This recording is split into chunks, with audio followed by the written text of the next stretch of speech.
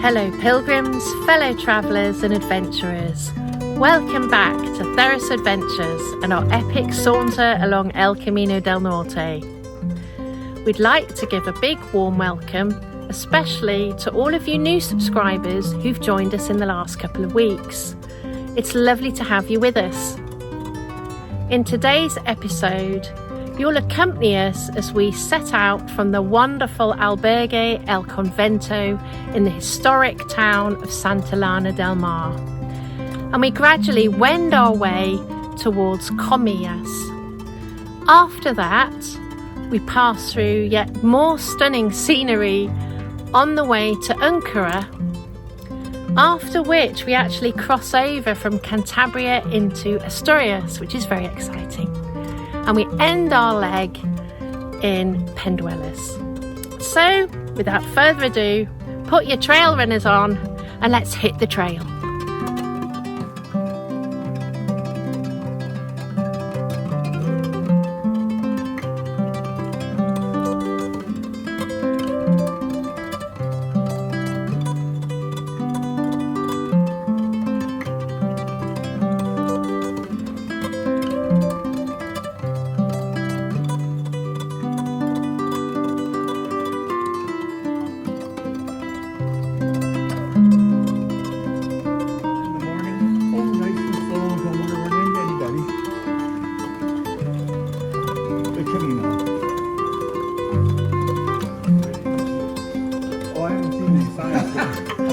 I'm just following the little dot.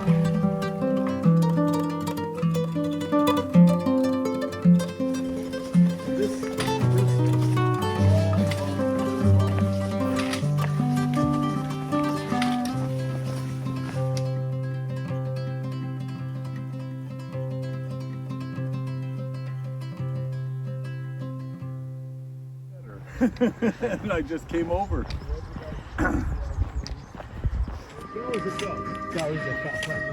Oh no, I choose the 500.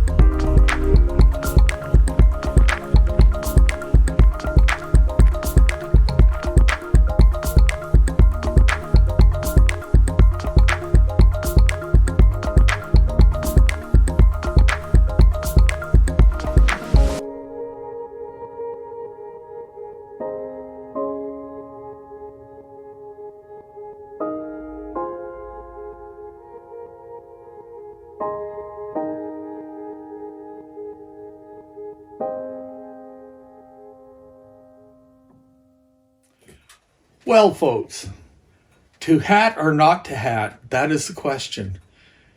I don't wear hats normally. I'm not a baseball cap fan. I usually don't wear any hat on my head.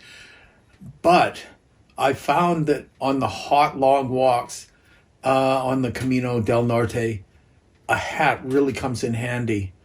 My wife insisted I bring my Tilly hat along, and I was happy that she did. So, if you want to look silly, buy yourself a Tilly. Oh, no, that was bad. I actually did quite enjoy having it on those long, hot, sunny walks. So get yourself a hat. A Tilly hat is nice. I suppose the biggest advantage of a Tilly hat is that it has a big enough rim to cover your neck and your face. And it's also got the tie so it can't blow off, and it will blow off. There's lots of wind in a lot of places, especially when you climb up over the top of some of the mountains or along the beaches. And so having a Tilly hat that will tie down is a great idea.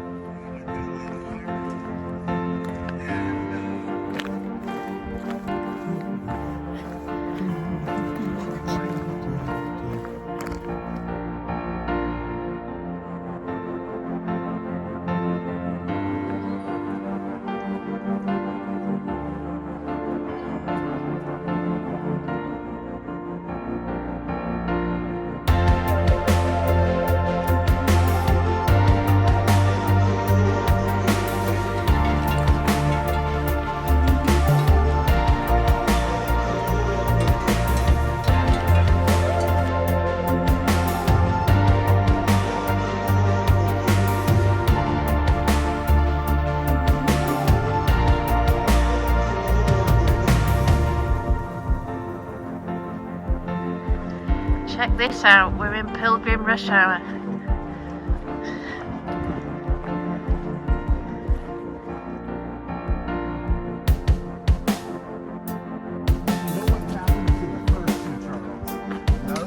They died.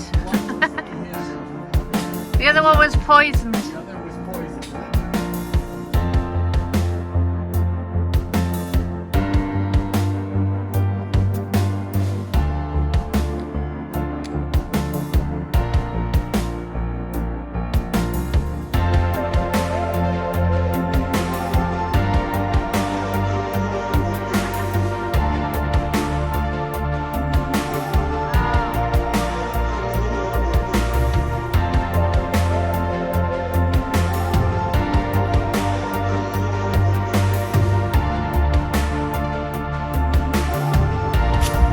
Looks like it's done part of it, eh? Yeah.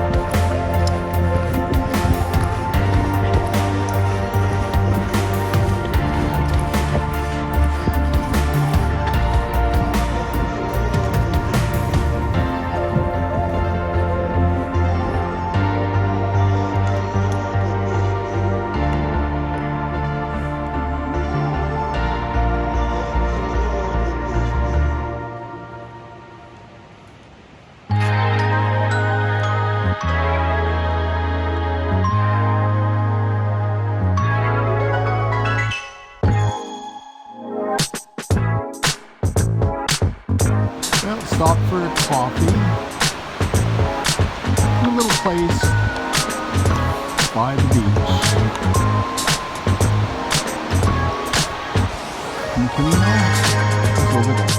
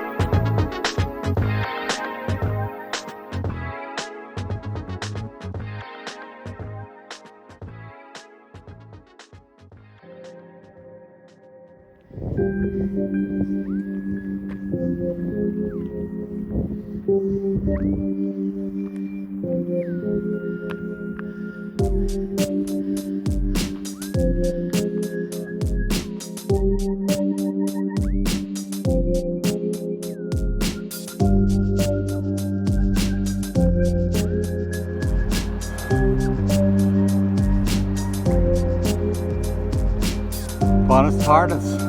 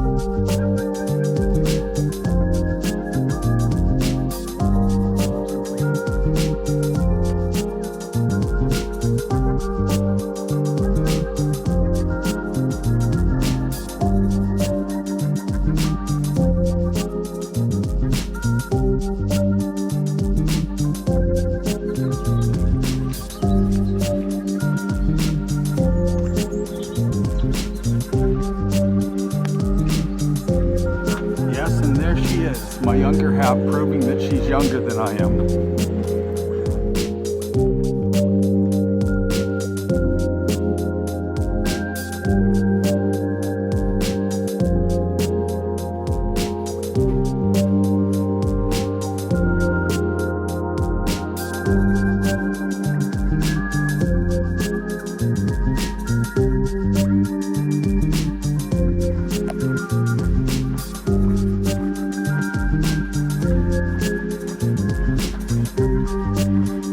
Find any shells in Concha? No. No.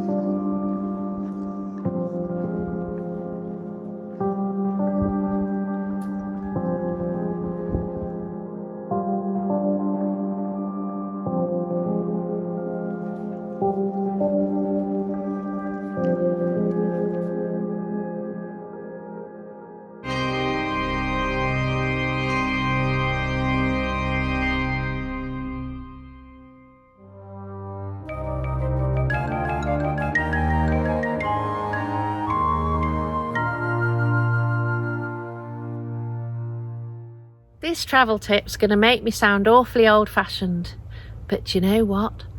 I don't really care. I call it being midlife marvellous. I'd recommend packing half a dozen clothes pegs and some string. Why? Well, when you get to an albergue and if you want to hand wash your clothes, it might be really busy. And although there could be really good laundry facilities there, sometimes the washing lines and clothes areas might already be full. So carry some string and some pegs, then you can create your own washing line wherever you are. Even if you're having a siesta by some trees, you can string them up between two trees and dry your clothes while you're having a nice nap. And then, you know, you can just get on with things without having to worry. Definitely do take pegs, because there's never enough pegs at these places, and we don't want you to lose your knickers or trunks in a gust of wind. That could be awkward.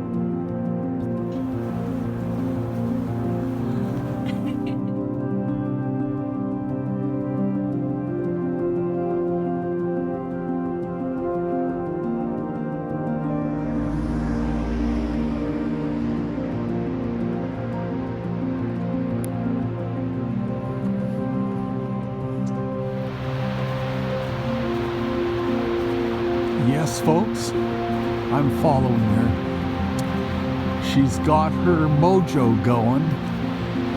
I think it's something to do with there's a coffee shop up there somewhere for her to stop and have coffee.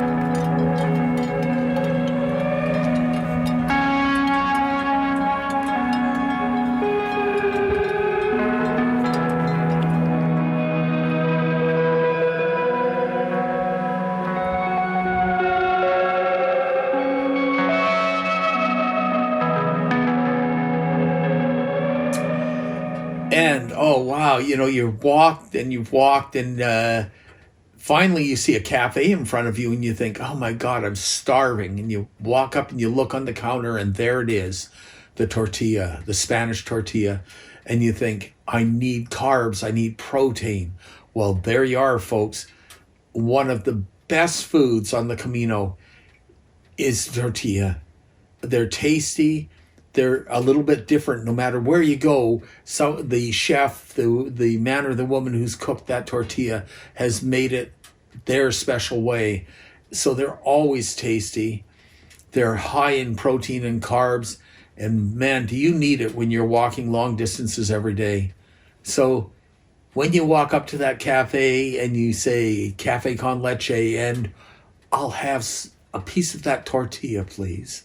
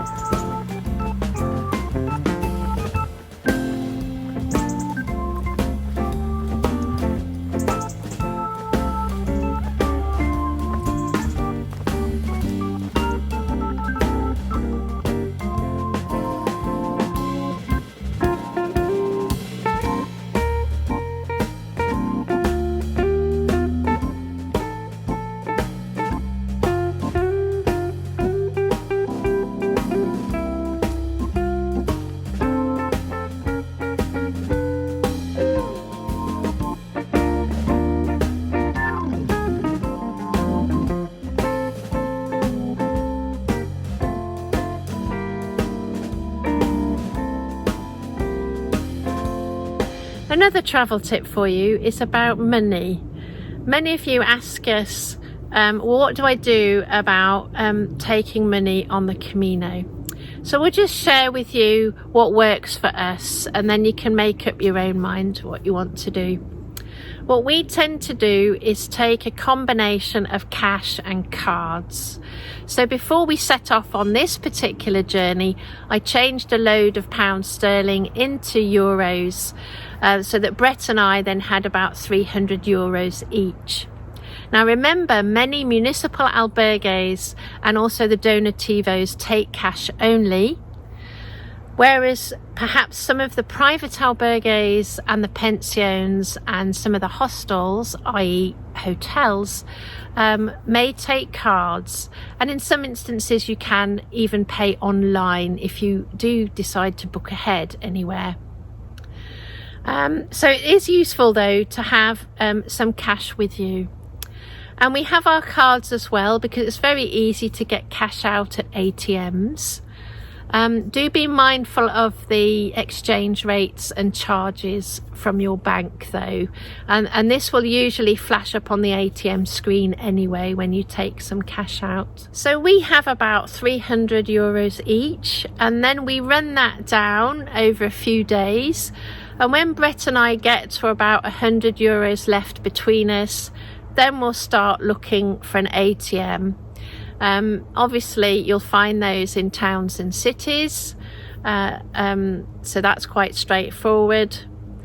But what I prefer to do is take money out from an ATM in the lobby of a bank during banking hours, for two reasons.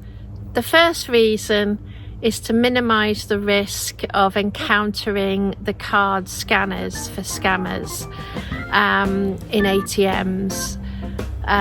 They're less likely to be there in the ATMs inside a lobby of a bank. But also, just in case the machine decides to swallow your card for no apparent reason, at least you can then wander into the teller and see if you can retrieve it. But that's just my personal preference. It's always good to be prepared.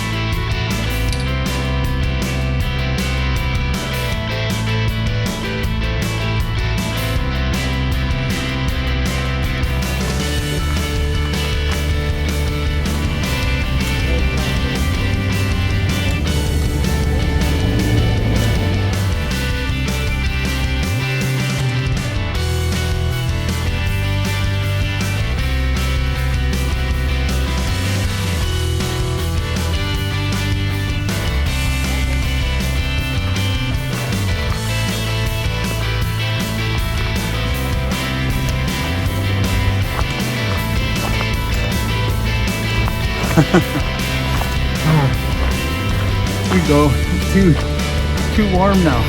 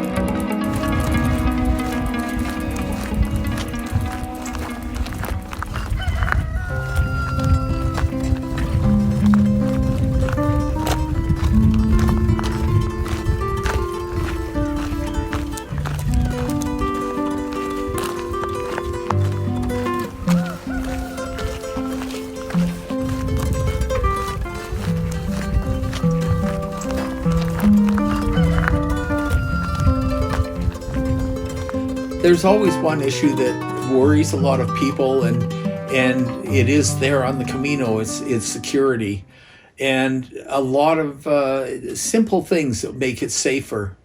Like get a passport pouch that you can hang around your neck, keep inside your clothing, and keep it with you. Just a little side note, folks.